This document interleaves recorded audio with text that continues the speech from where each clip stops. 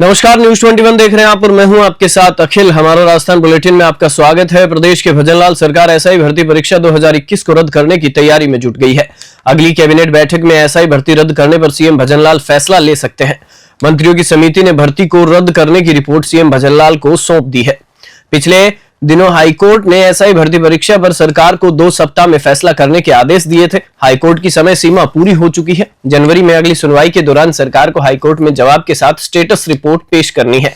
ऐसे में अब एसआई भर्ती रद्द करने पर फैसला जल्द होने के आसार हैं। जयपुर से ब्यूरो रिपोर्ट। खाजवाड़ा क्षेत्र के बीडी नहर के मोगों पर अज्ञात किसानों द्वारा छेड़छाड़ करने पर अंतिम छोर के किसानों ने बीती रात जमकर हंगामा किया। सहायक अभियंता ने बताया कि बंदली वाला वितरिका के पुनर्निर्माण का कार्य पूरा हो चुका है। अधीक्षण अभियंता के आदेश के तहत काम किया गया है। इस बीच कुछ काश्तकारों द्वारा 14 बीडी बी के मोगों को नीचे करने का प्रयास किया जा रहा था तथा उसके साथ छेड़छाड़ की गई। इस संबंध में अज्ञात लोगों के खिलाफ राज्य की संपत्ति को नुकसान पहुंचाने का मुकदमा दर्ज कराया गया है। खाजवाड़ा से डीपी चौधरी की रिपोर्ट। दौसा जिले के सिकराई विधानसभा के वर्तमान विधायक विक्रम बंसीवाल के पैतृक गांव आलूदा में जलदाय विभाग के खिलाफ विरोध प्रदर्शन किया गया है। जलदाय विभाग ने पानी की लाइन का लीकेज ठीक करने के लिए खुदाई की थी। कर्मचारियों ने बिना लीकेज ठीक किए ही पानी की सप्लाई खोल दी, जिससे सड़क पर पानी बहता रहा। प्रदर्शन कर रहे ग्रामीण कैलाश बिलोनिया व राजकुमार ने इस बारे में क्या कुछ बताया, देखिए दौसा से गणेश योगी की इस रिपोर्ट में। आज 4-5 दिन से लाइन फूट गई है, उसका व्यर्थ पानी बह रहा है। हमने बार बार जलदाय विभाग के कर्मचारी वगैरह को सबको अवगत करवा दिया। आज तक ये लाइन सही नहीं हुई है, इसलिए यहाँ रोड के पास में गड्ढा है, यहाँ कोई भी हादसा हो सकता है। ये विधायक श्री बंसी जिया वो विक्रम बंसीवाल का गांव है, इसकी कोई सुध नहीं ले रहा है। हमने बार बार उसको आईएन जयन को सबको कर्मचारियों को अवगत करवा दिया। खाद्य भंडार के पास बहुत गहरा गड्ढा हो रहा है, कोई भी हादसा हो सकता है। इसमें 15-20 मिनट पानी जा रहा है बह के बहुत ज़्यादा। ये हमारे गांव के अंदर पानी की लाइन का डैमेज हो रखा है, जिसके अंदर लाखों लीटर सुबह से पानी बह रहा है और कर्मचारी पानी की सप्लाई चालू करके अपने घर को निकल चुके हैं। ना कर्मचारियों ने सुध लिए, ना कि ग्राम पंचायत के अधिकारियों ने सुध लिए। और हमने कलेक्टर महोदय और आगामी जलदाय विभाग को नोटिस भेज चुके हैं यहाँ से, लेकिन इस पर कोई कार्रवाई नहीं हो रही है। और ये रोड से मात्र 2 फीट की दूरी पे है, जो कभी भी हादसे का शिकार हो सकता है। ये काफ़ी गहरा खड्डा है। रात को अगर अंधेरे में अगर किसी को दिखाई नहीं पड़े तो यहाँ पे किसी की भी जान मान का खतरा है। और हमारे यहाँ पे जल्दी से जल्दी इस पानी की सप्लाई को सही किया जाए। और ये माननीय श्री विक्रम बंसीवाल के जी हमारे विधायक है, ये उनका पैतृक गांव है, जिसके अंदर काफ़ी दुर्भाग्यपूर्ण बात है जो हमारे यहाँ पे इतना पानी बह रहा है। तो मैं माननीय विधायक जी से भी निवेदन करता हूँ कि हमारे गाँव की थोड़ी सप्लाई को सुचारू किया जाए। नाम राजकुमार जंगम, गांव वडोदरा।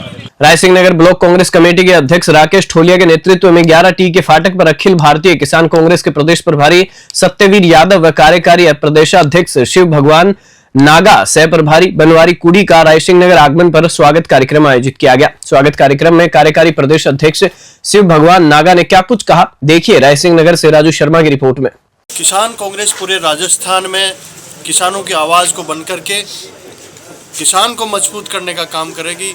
और किसान मजबूत होंगे तो कांग्रेस अपने आप मजबूत होगी।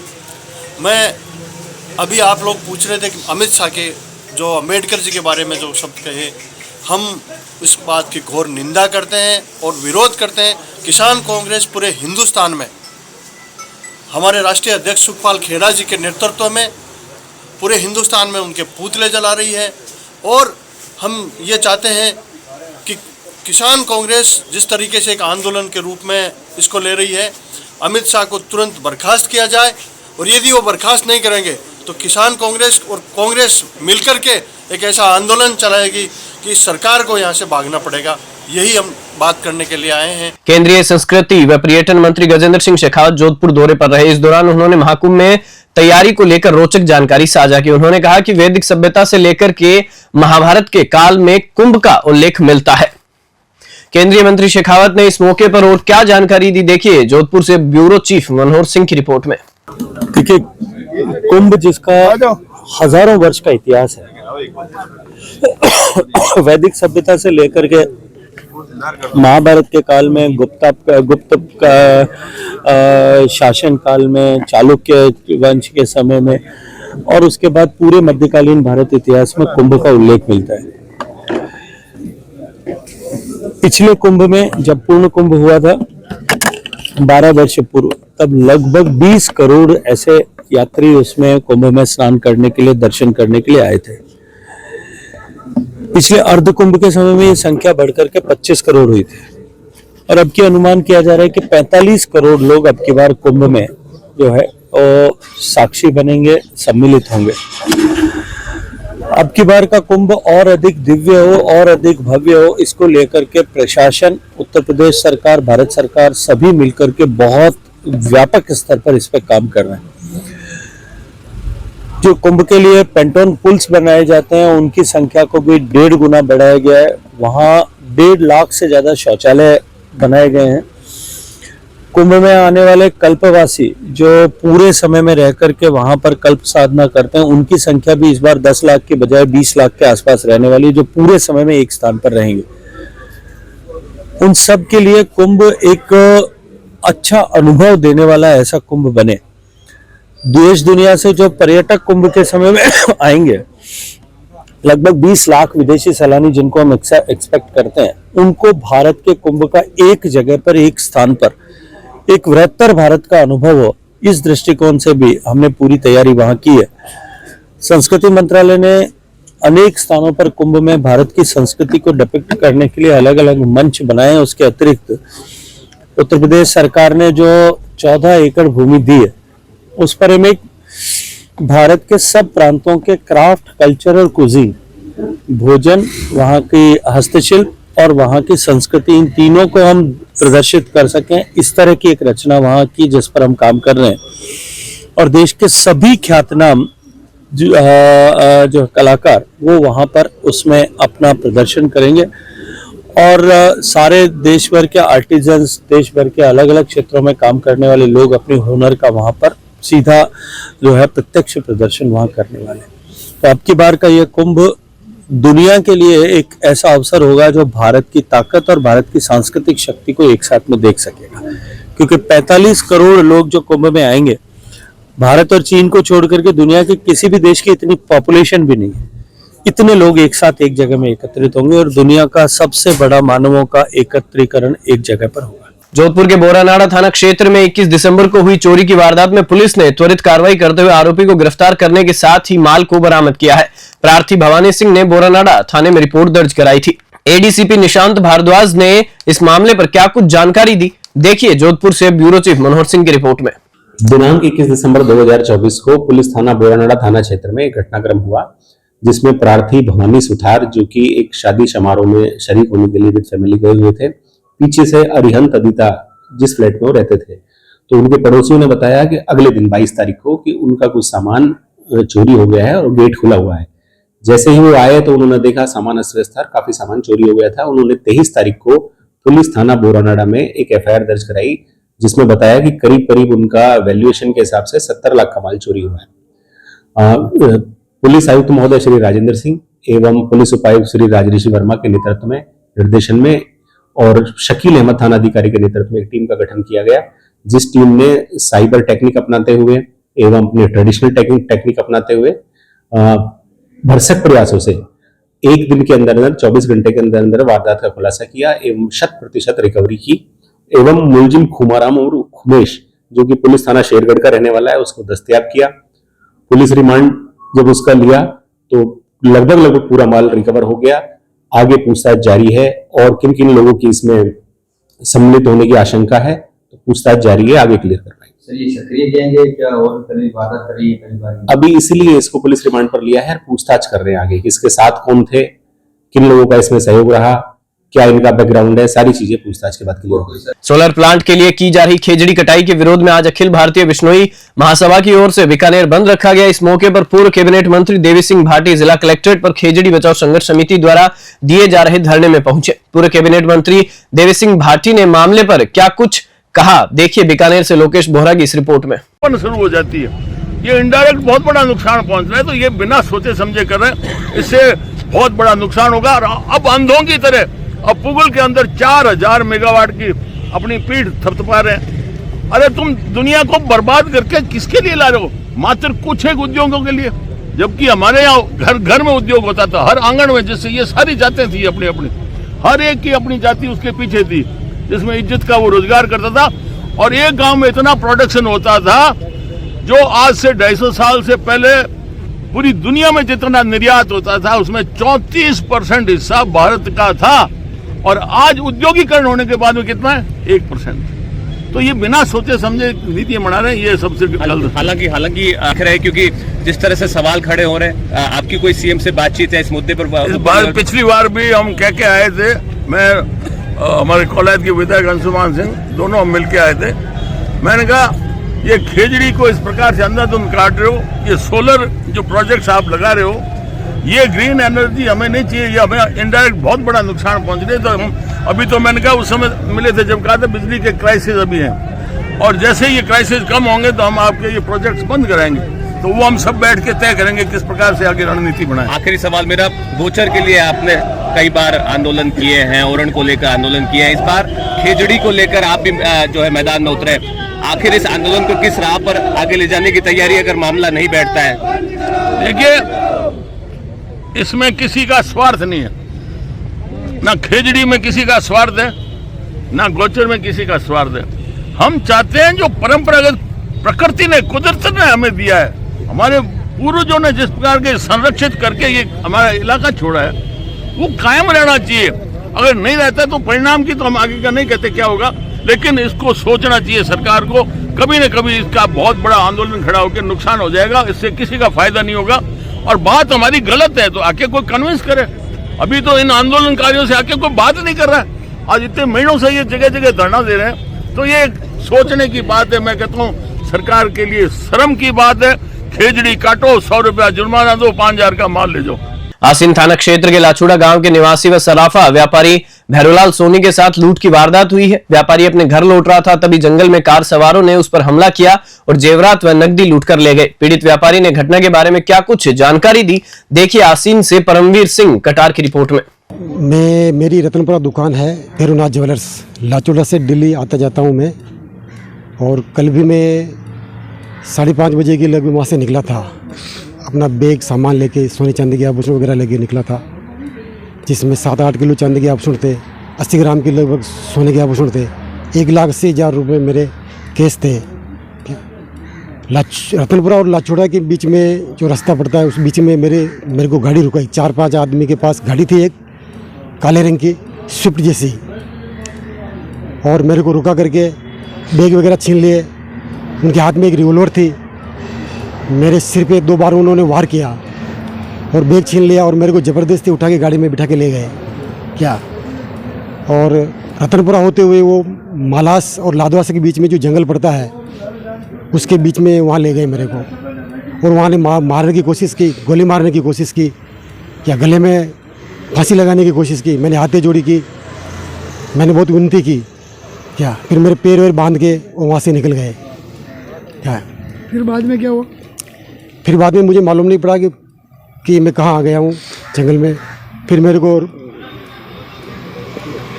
रोड के ऊपर आया मैं, और एक बाइक वाले आए थे, उसको मैंने रुकाया, उसकी गाड़ी पे बैठ के मैं फिर रतनपुरा आया।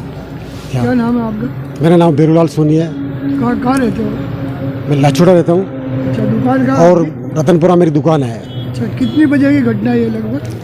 ये 5:30 पौने 6 के बीच की घटना है। विश्व प्रसिद्ध त्रिनेत्र गणेश मंदिर मार्ग आज से फिर से चालू हो गया। बागिन मूवमेंट के कारण यह मार्ग पिछले 5 दिनों से बंद था, जिसमें गणेश भक्तों को भगवान गणेश जी के दर्शन करने में परेशानी हो रही थी। महंत ब्रिज किशोर धादीच और संजय धादीच ने वन विभाग के अधिकारियों का शुक्रिया अदा किया। मंदिर के प्रधान सेवक हिमांशु गौतम ने वन विभाग के साथ वार्ता की और मार्ग खुलवाने के लिए प्रयास किए। इस मौके पर हिमांशु गौतम ने क्या कुछ कहा, देखिए सवाई माधोपुर से राकेश अग्रवाल की रिपोर्ट में।